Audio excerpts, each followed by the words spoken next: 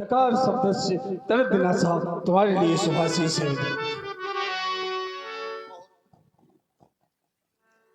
देखिए महाराज परशुराम जी ने देखा इतनी भारी भीड़, अब मिथिला में काहे की भीड़। बहुर बिलोक विदेह सन कहब काहे अति भीड़, पूछत जान अजान जिमि व्याप्यु कौप शरीर। जनक, ऐसा नहीं है कि मेरा प्रथम बार मिथिला में आगमन हुआ है, ऐसा भी नहीं है कि मैंने यहाँ पर मिथिला में आकर के पहले नहीं देखा। मैं आया था महाराज देवराज के समय पर। जिस समय मैं महाराज देवराज के समय पर मिथिला में आया, उस समय मैं क्या देखता था कि ये मिथिला ज्ञानियों, ऋषियों, संतों की सभा से सुसज्जित होती थी। और आज मैं ये क्या देख रहा हूँ, चारों ओर जहां भी दृष्टि जाती है राजाओं की समाज इकट्ठा है। इस भारी भीड़ भाड़ का कारण जानना चाहता हूं मैं।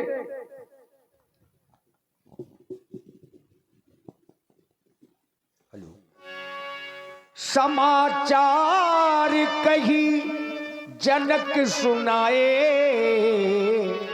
जही कारण महीप सब आए। इन समस्त नेपालों के अनेक कारण। हमारी बेटी सीता है देवता। हमारी बेटी सीता ने अपनी मैया कथनानुसार उसने कैसे जनकार कर दिया देवता कि सीता ने उठा लिया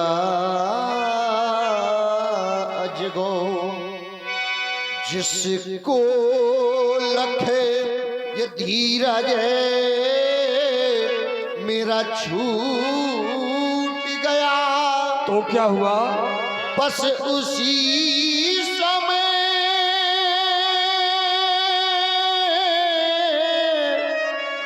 यह अपने ठाना क्या? फिर प्रण पूर्ति में अजीगो टूट गया। सुनत बचन फिर अनत निहारी, देखे चापो खंड मही डारे। श्रद्धा का इतना बड़ा रास, श्रद्धा की इतनी बड़ी अवगति मैंने अपने जीवन में कभी नहीं देखी, जिसे मैंने भगवान भोलेनाथ के वाम हस्त में सुशोभित देखा हो, जिसे मैंने मैया गौरा के हाथों दुलार पाते देखा हो, जिसे मैंने गजानन और खलानन के हाथों में खेलते देखा हो, जिसे मैंने जनक की रंगशाला में पूजित पुष्पित और आच्छादित देखा हो। और आज क्या देखना पड़ रहा है, देखे चाप खंड महिला रे। अरे कितना स्वार्थी है ये संसार, कितना स्वार्थी है ये संसार।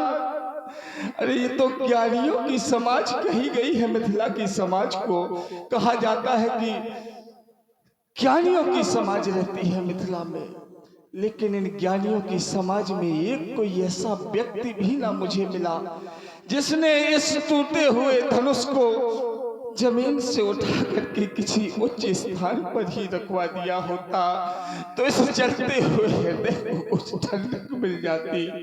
लेकिन मैं कहता था ना तुझसे महर्षि दधीच, जब इस संसार में विपदा आई थी तो सारे देवता दौड़े दौड़े तेरे पास आए थे और तूने अपनी जीवित अस्थियों का दान दे दिया था इस समाज की रक्षा के लिए, इन देवताओं की रक्षा के लिए।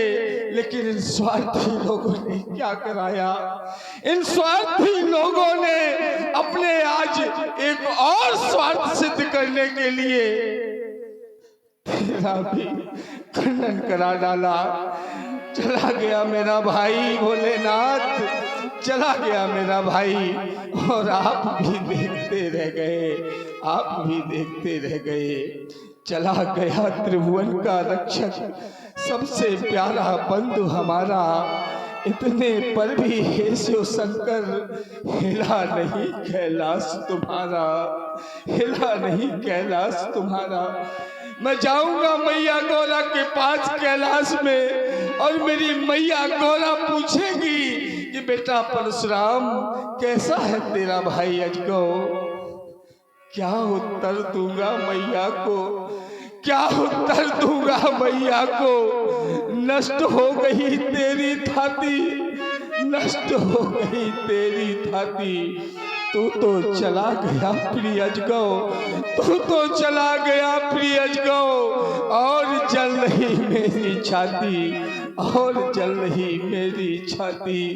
लेने को बदला मैं लूंगा, कोई शक्ति मुझे ना रोक सकेगी, कोई शक्ति मुझे ना रोक सकेगी। लेने को बदला मैं लूंगा, कोई शक्ति मुझे ना रोक सकेगी। वैरी तोड़ गया तन तेरा, वैरी तोड़ गया तन तेरा, और मैं तेरे पास नहीं था। हे अजगौ, हे अजगौ, तुम अभी विश्राम करो। जिसने तुम्हें दो खंड में विभाजित किया है, आज परशुराम की घोषणा है, जब तक आज मैं उसके शहर को उसके घर से दो खंड में विभाजित न कर दूं, तो मैं रेणुका कुमार परशुराम न कहूंगा। अस्त्र शस्त्र त्याग परशुराम न कहूंगा। चला अकृष बोले बचन कठोरा, कहू जड़ जनक धनुष के ही तोरा। देखा देखा बेट दिखाओ, मूल न ते आजू ओलटा हो मही, ओलटा हो मही। चलो तो राजू, धनुष तोड़ने वाले को शीघ्र मेरे सामने लेकर के आ, अन्यथा जहां तक तेरा राज्य है वहां तक की पृथ्वी पलट दूंगा। अति डर उत्तर देते नृप नाही, कुटिल भूप हर से मन माही। सभे बिलो के लोग सब जान जान की भीर, हृदय न हरस विषाद कछु, बोले श्री रघुवीर। हे देवता, भगवान शंकर के आयुध को दो खंडों में प्रवर्तित करने वाला आपका कोई एक दास है भगवान नाथ। तोड़ धनुआ है जिसने, ये शिवानाथ का दास है, आपका दास है आपका। तोड़ धनुआ है जिसने,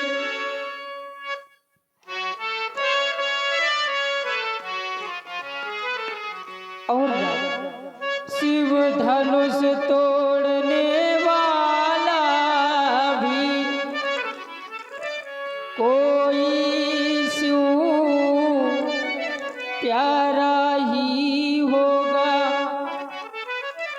जिसने ऐसा अपराध किया, वही दास आपका ही होगा।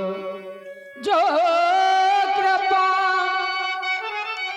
पात्र है गुरु का, वह कबो किससे डर सकता है।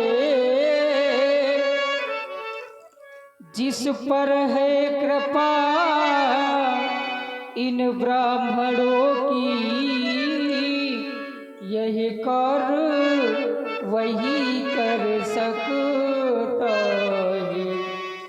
है। हे राम, उसे सेवक कहते जो सेवा भाव दिखाता है। रिफ्सम कार्य किया जिसने, वही तो शत्रु कहलाता है। सेवक सो जो करे सेवकाई, अरि करनी कर करिए लड़ाई। सेवक वह होता है जो सेवकाई का कार्य करे। अगर सामने वाला शत्रुता का कार्य करता है तो उसे शत्रुता ही करनी चाहिए राम। इसलिए व्यास जी, सुनहु राम जही से धनु तोरा, सहस बाहु समशोरित मोरा, स्वामी गाय बिहार समाजा, नट मारे चाहिए सब राजा। या तो धनुष तोड़ने वाला समाज से अलग हो जाए, अगर धनुष तोड़ने वाला समाज से अलग नहीं होता है तो समाज उसको छोड़ करके अलग हो जाए, अन्यथा सभी राजा मारे जाएंगे। लेकिन कब? जब धनुष तोड़ने वाला अलग नहीं होगा तब। सुनी मुनि बचनो लखन मुस्काने, बोले परसु घर ही अपमाने। लीजिए यहां से सुंदर संवाद आप लोग श्रवण करें। सुना आप सभी लोगों ने धनुष तोड़ने वाले के विरोध में महात्मा परशुराम जी की एक घोषणा हो गई। घोषणा क्या हो गई कि जय शिव धन तोरा, सहस्र बाऊ समसोरिप मोरा, सो भी लगाऊ बिहाई समाजा, नट मारे जंझे सब राजा। अगर धनुष तोड़ने वाला इस मिथिला समाज से अलग ना हुआ, अगर मिथिला समाज उस धनुष तोड़ने वाले से अलग ना हुई, तो महात्मा परशुराम जी के द्वारा व्यवहार कैसा किया जाएगा? तो कह रहे हैं कि नट मारे जंझे सब राजा। और फिर इस मिथिला समाज में दो कोटि के राजा आए हैं। कौन कौन? तपसी देख भूप अभिलाषे, कूर कपूर मूड मन माखे, उठ उठ पहिन असहन अभागे, जहां तहां गाली बजावन लागे। साधु भूप बोले सुनवानी, राज समाज लाज न जानी। इस मिथिला समाज में दो कोटि के राजा आए हैं। कौन कौन से? एक साधु राजा और एक दुष्ट राजा।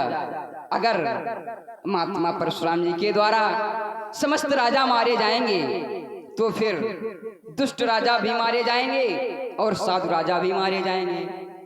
इसमें विचार करने वाली बात है। विचार करने वाली बात क्या है? अगर साधु राजा मारे जाएंगे तो क्या ये अच्छा होगा? एक तरफ से अगर दुष्ट राजा मारे जाएं तो वो कहीं से अच्छा भी है। और फिर मैंने तो महात्मा परशुराम जी का ये जीवन सुना है, और जब जब भी फरसा इनका चला है तो अत्याचारियों के ऊपर चला है, दुराचारियों के ऊपर चला है, अनाचारियों के ऊपर चला है। अगर आज यही फरसा साधु संतों पर चलेगा तो क्या ये अच्छा होगा? नहीं। फिर परशुराम जी ने एक घोषणा और की थी। कब? जब सुनत बचन फिर अनत निहारे, और देखिए चाप खंड मही डारे। तो अतृष्य बोले बचन कठोरा, कौ जड़ जनक धनुष कही तोरा। बेग दिखाओ, बेग माने जल्दी दिखाओ, अति शीघ्र बेग दिखाओ, मूड न आजू नहीं उल्टो मही जान लगत राजू। तो सभय बिरो के लोग सब जान जान की भीड़, ओ हृदय न हर्ष विषाद कछ, बोले श्री रघुवीर। सभी लोगों को डरा हुआ देख करके हमारे भैया महात्मा परशुराम जी के सामने हाथ जोड़ करके बोल रहे हैं कि हे महात्मन, धनुष तोड़ने वाला कोई और नहीं, बस भगवान शंकर का कोई शिष्य है। जिसने ऐसा अपराध किया वह भगवान शंकर का सेवक है। और फिर मैं विचार करने लगा, कार्य का कारण कौन है और कार्य करवाया किसने? कार्य करवाया राजा जनक ने। कार्य का कारण सीता और धनुष खंडन हार है। धनुष खंडन हार। अगर इन सब के लिए दंड विधान नहीं है, राजा जनक के लिए कुछ दंड नहीं, सीता के लिए कुछ दंड नहीं, तो फिर धनुष तोड़ने वाले को दंड क्यों दिया जाएगा? और फिर कह रहे हैं राजा जनक से कि जहां तक तेरा राज्य है उस सीमा को मैं पलट दूंगा। और फिर इसमें धरती का क्या दोष है? ये धरती क्यों पलटी जाएगी? क्या धरती का कोई संबंध है धनुष से? तो धरती पलटी जाएगी। अब इसका निर्णय तो परशुराम जी ही निकालेंगे। चलना चाहिए, कुछ बात बने तो अच्छी बात होगी। महात्मन प्रणाम। कल्याण हो। और सब कुशल मंगल? कुशल मंगल पूछ रहा है। कुशलता तो धनुष के साथ चली गई। कुशलता धनुष के साथ चली गई तो क्या धनुष के टूटने पर क्रोध है? बिल्कुल। अगर महात्मन आपको इस धनुष पर इतना ममता है, आपको धनुष टूटने पर इतना क्रोध हो रहा है, तो महात्मन सुनो, बहु धनु ही तोरी लड़काई, बहु धनु ही हमने लड़काई में एक नहीं बहु धनु ही तोरी ललकाई, पर कब हूं न असरस कसरस असरस कीन गुसाई। आपने तब इतना क्रोध नहीं किया और फिर ये तो एक धनुष टूटा है, आपको इस पर इतना क्रोध, और फिर जब हमने बहुत तोड़ी तब आपको इतना क्रोध नहीं। तो यही धनु पर ममता के हेतु क्या आपको इस धनुष पर ममता है? यही धनु पर ममता के हेतु अगर आपको इस धनुष पर ममता है तो हे महात्मन पूज पाठ प्रातः स्मरण व्यक्त करें। राजकुमार लक्ष्मण के द्वारा पहला बिंदु आया कि समाज में परशुराम जी के द्वारा घोषणा कर दी गई कि सभी राजा मारे जाएंगे। तथ्य क्या दिया गया कि यहां पर दुष्ट राजा और साधु राजा दोनों प्रकार के राजा हैं और परशुराम जी के द्वारा अब तक अत्याचारियों का वध हुआ है, तो निर्दोषों का वध कैसे हो जाएगा? तो राजकुमार लक्ष्मण, पहली बात तो जितना अपराध करने वाला व्यक्ति अपराधी होता है उतना ही अपराधी अपराध का साथ देने वाला व्यक्ति भी होता है। परशुराम जी के द्वारा सीधे ये घोषणा नहीं कर दी गई कि सभी राजा मारे जाएंगे।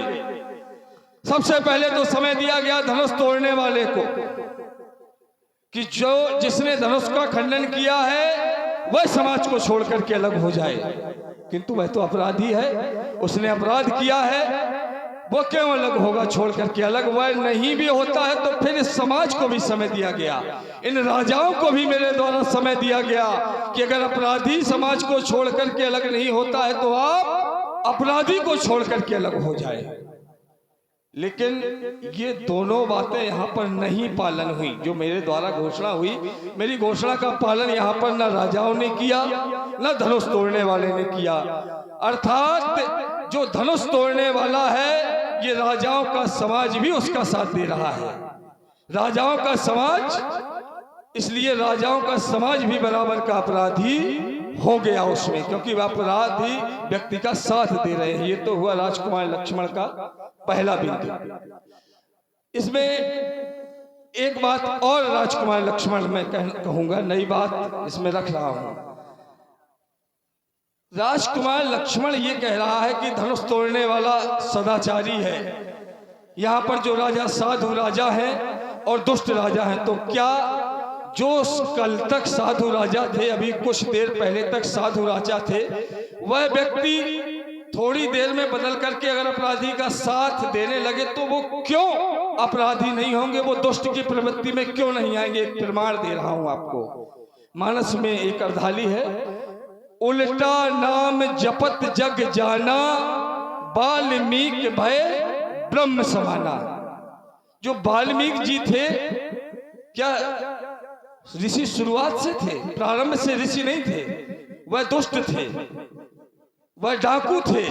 डाकू से उल्टा नाम, केवल उल्टा नाम जपने के कारण वो साधु बन गए। कितने जल्दी परिवर्तन हुआ, मात्र 2 शब्द का भगवान का नाम लिया, वो भी उल्टा लिया, लेकिन उच्चारण उल्टा करते करते जैसे ही वो सीधा हुआ, वो परिवर्तित होकर के क्या हो गए, वाल्मीकि भय ब्रह्म समाना, वो ब्रह्म के समान हो गए मात्र कुछ ही क्षणों में।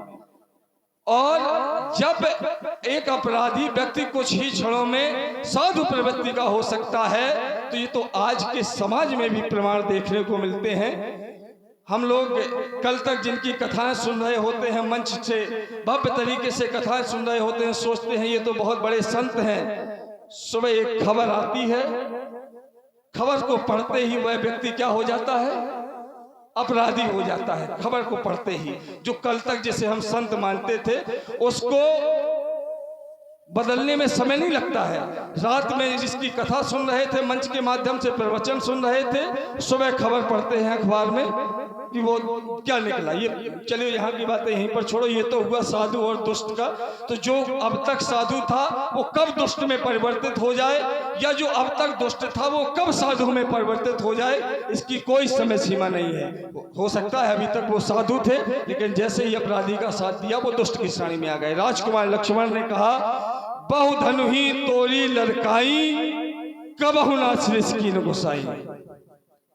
तो राजकुमार लक्ष्मण पहली बात तो जो कार्य लड़काई में किया जाए, लड़काई की आयु कितनी होती है लक्ष्मण? बाल्यावस्था में तोड़ी ना, तो बाल्यावस्था की आयु कितनी होती है बताओ?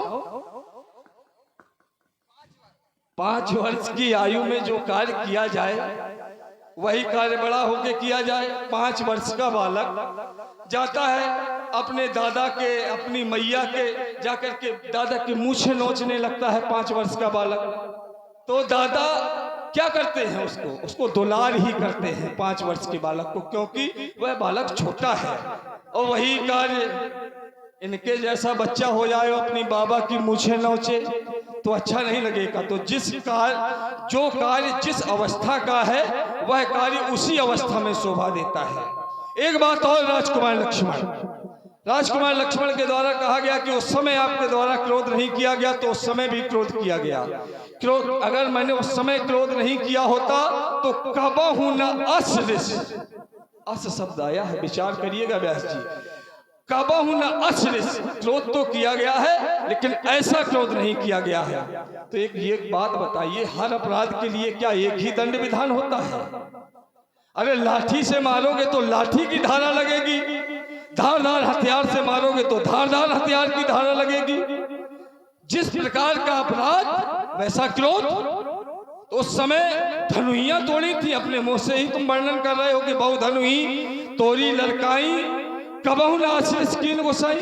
तो उस समय धनुइयां थी, और ये क्या है, रे नप वाला काल बस बोला तो ही न सभार, धनु ही सम त्रिपुरार धनु विदित सकल संसार। चलिए महाराज जी, आपने कहा, मैं आपकी बात को वहीं से पकड़ रहा हूं जहां से आपने कहा था कि बाल्य अवस्था में बहु धनु ही तोरी। जब 5 वर्ष का बच्चा होता है तो अपने दादा की दाढ़ी नोचता है, तो कहीं मूछें नोचता है। तो आप लोग बताएं, जब छोटा सा बच्चा जब बाबा की दाढ़ी नोचेगा तो बाबा को अच्छा लगेगा, तो नुचवाएंगे बैठ के।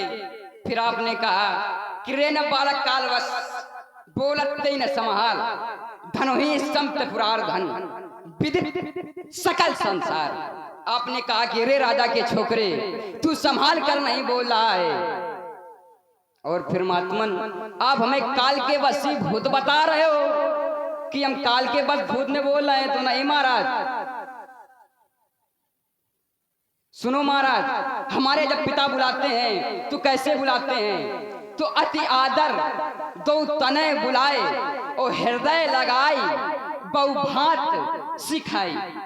हमें अपने पास बुलाते हैं, बुला करके गोदी में बैठाते हैं और फिर अच्छी अच्छी बातें सिखाते हैं। ये सब नहीं सिखाते हैं कि उरे आप बोल रहे हैं कि रे न बालक कालवश, बहुत सुंदर। चलिए महाराज, आपने कहा कि रे न बालक कालवश हो गया महाराज। अब मैं धनुष पे चिंतन करता हूँ। आप क्रोध कर रहे हैं, क्या धनुष कोई साधारण है। सीता कौन है? सीता कौन है?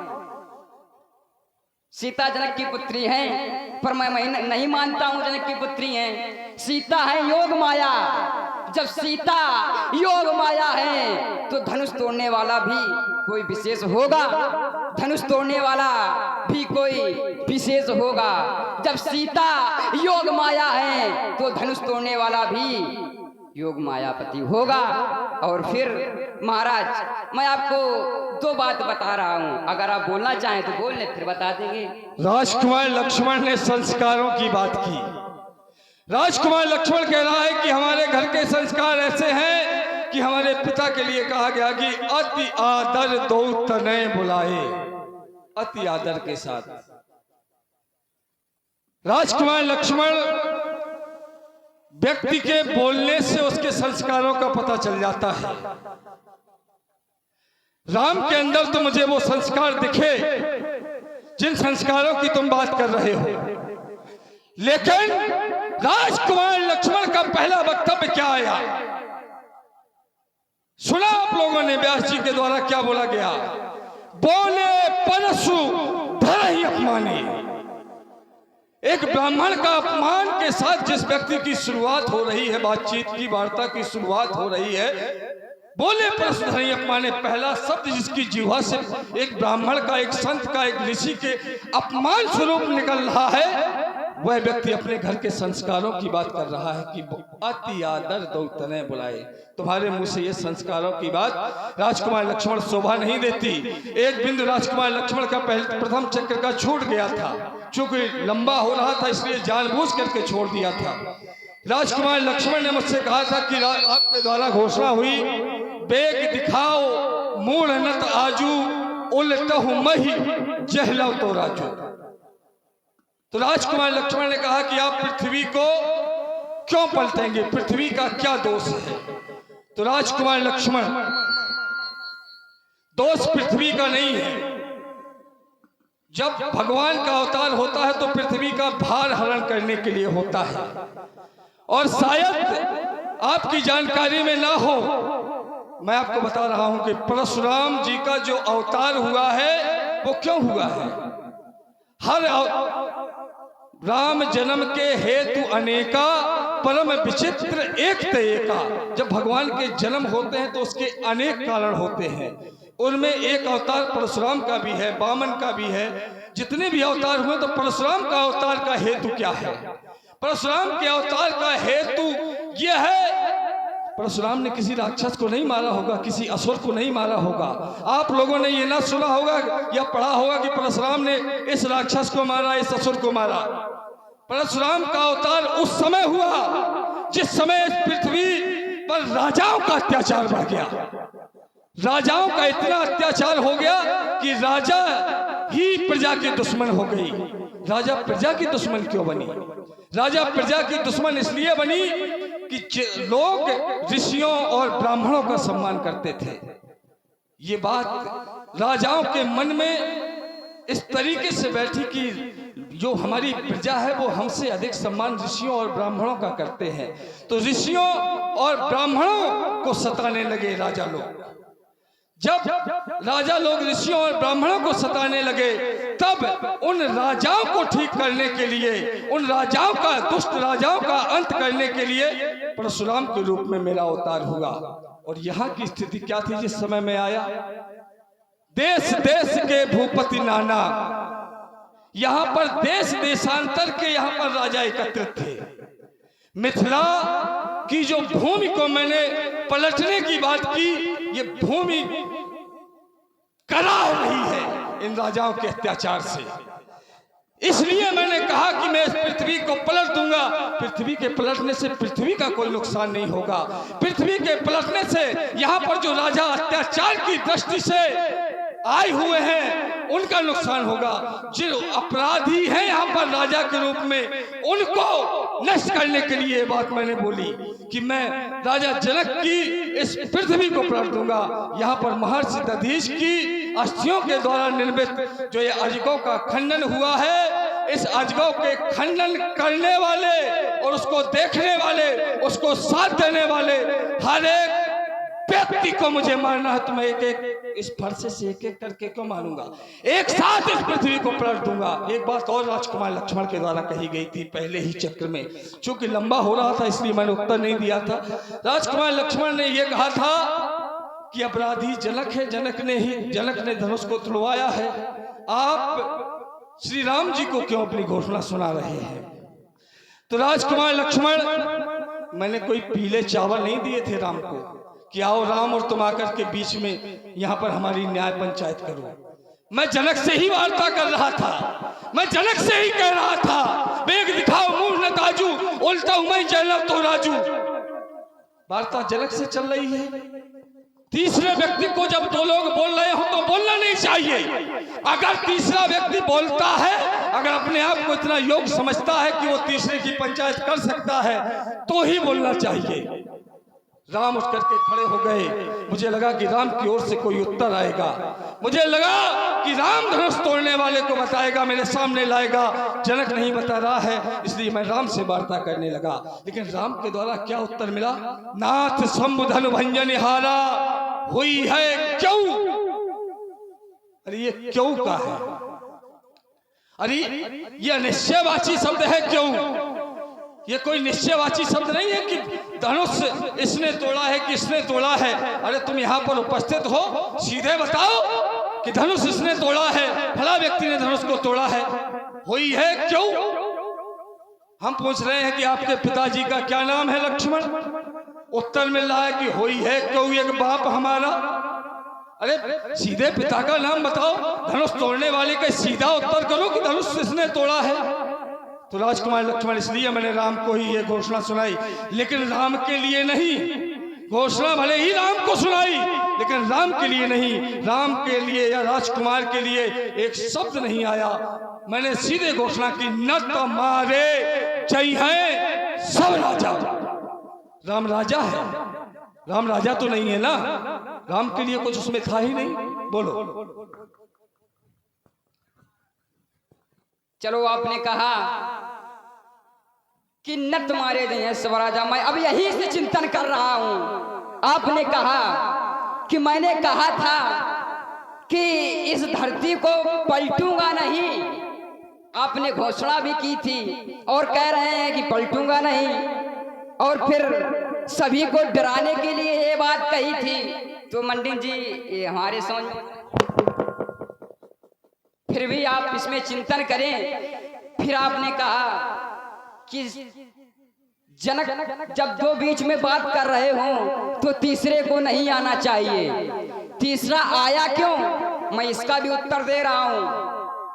तीसरा बीच में क्यों आया, बोलो। कि सभय बुले के लोग सब, अरे जात जानकी भीड़, और हृदय न हर्ष विषाद कछ, बोले श्री रघुवीर।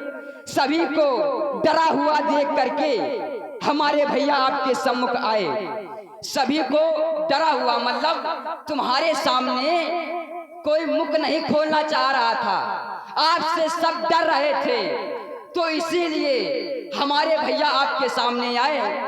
तो उन्होंने कहा कि हे महात्मन, नाथ संबुधन भंजनी हारा हुई है को एक दास तुम्हारा। आपका कोई एक दास होगा। सब डरे हुए थे, इसलिए भैया ने बोला। और फिर आप सीता, हम सीता पे बात करते हैं। क्या सीता साधारण है? और फिर मैं मान रहा हूं धनुष, तुम चाह रहे हो कि धनुष का खंडन हुआ है, और मैं कह रहा हूं कि विसर्जित हुआ है धनुष। अब इसमें दो प्रमाण हैं। कौन कौन से? मैं कह रहा हूं कि विसर्जित हुआ है, और आप कह रहे हैं कि धनुष तोड़ा गया है और तोड़ करके पृथ्वी पर डाल दिया गया है। ये बात आपकी सही है कि तोड़ करके, धनुष तोड़ने वाले ने धनुष को तोड़ करके पृथ्वी पर डाल दिया है। ये गलत किया। फिर आप चिंतन करें, क्या सीता साधारण है?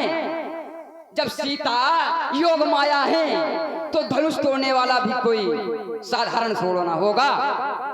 चलिए महाराज जी, मैं इस धनुष पर एक चिंतन दे रहा हूं। जैसे कोई मूर्ति हो या कोई मान लो स्थापित हो जाती है, मूर्ति स्थापित की जाती है, तो उसको विसर्जित करेंगे, उसको विसर्जित करेंगे, करेंगे कि नहीं पंडित जी?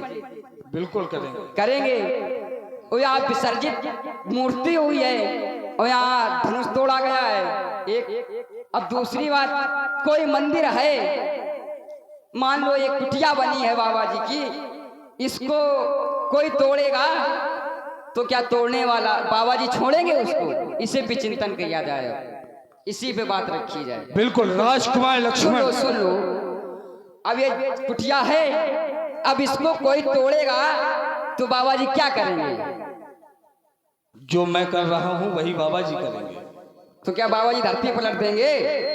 बाबा जी के सामर्थ्य में जो होगा वो हाँ। करेंगे। मेरे सामर्थ्य में धरती पलटना है तो मैं धरती पलटूंगा, बाबा जी के सामर्थ्य में डंडा मारना है तो बाबा जी डंडा मारेंगे। चलो आपने कहा डंडा मारेंगे, ठीक, बाबा जी उसको मारेंगे और फिर ये मंदिर टूटा है भगवान जी, ठीक परशुराम जी, मंदिर तोड़ा जाएगा तो उसको मारा जाएगा। यहाँ धनुष टूटा है तो व्यक्ति क्यों नहीं मार रहा? मारे धनुष तोड़ने वाले को। भाई जब मंदिर तोड़ा जाएगा तो बाबा जी उसको मारेंगे और फिर यहाँ धनुष टूटा है, यहाँ धनुष टूटा है तो धनुष तोड़ने वाले को सभी लोग मारे, क्यों नहीं मार रहे हैं? उसकी आरती की जा रही है। प्रभु दो चाप खंड मही डारे तो देख लोग सब भय सुखारे, सभी लोग प्रसन्न हो गए। और फिर करही आरती पुर नर नारी और देह निछावर पिप पिसारी, बरसई सुमन पहु माला। सुमन ऊपर से देवताओं को प्रसन्नता हुई तो फूल प्रभु के ऊपर डाल रहे हैं। बोलिए। राजकुमार लक्ष्मण के द्वारा चिंतन दिया गया कि करही आरती पूर्ण नारी, बड़ा ही सुंदर प्रयास राजकुमार लक्ष्मण के द्वारा। एक बार तालियां बजाई जाए राजकुमार लक्ष्मण के लिए, बड़ा अच्छा प्रयास किया है। एक मिनट, आप लोग जो दूर बैठे हो थोड़ा पास में आ जाओ तो अच्छा रहेगा। कुछ लोग तो सो रहे हैं, भैया उठो। तो आ जाएंगे, कोई बात नहीं, जिसकी जैसा भाव है उसको सुनने दीजिए। पास में आ जाएंगे, थोड़ा आनंद आएगा, आ जाएंगे, उनको भी आएगा, हमको भी आएगा, सुनाने में, उनको सुनने में। राजकुमार लक्ष्मण ने कहा कि अगर धनुष तोड़ने वाला अपराधी है तो यहाँ के नर नारी उसकी आरती क्यों कर रहे हैं? तो एक बात बताइए भैया, आपके यहाँ का राजा हो, उसकी पुत्री का विवाह हो,